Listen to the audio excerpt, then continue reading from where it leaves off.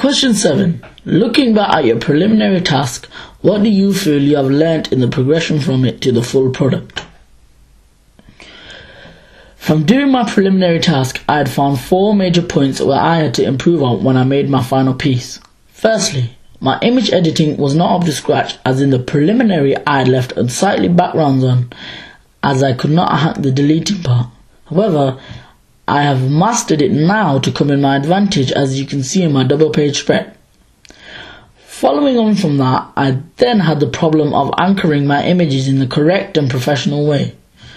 In my preliminary task, I just relied on one main image to do the work on each page.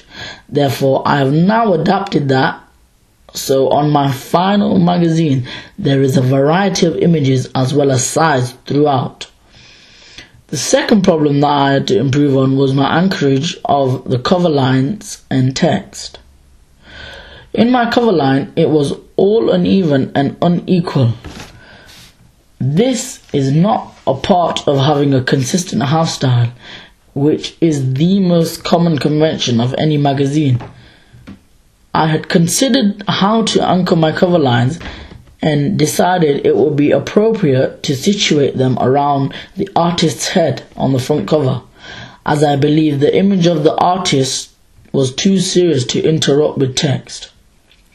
Thirdly, my point that I had improved on from the preliminary task to input in my finals was my colour selection.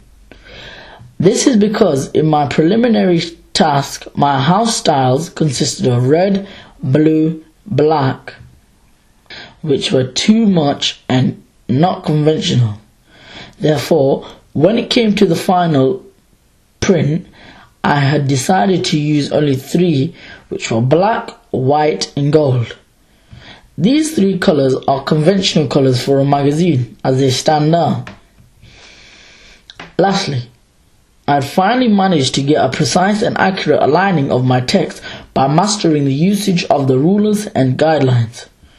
This then allowed me to section every part of the 3 pages off, so I had a clear understanding of where I was meant to put each of my images / text box.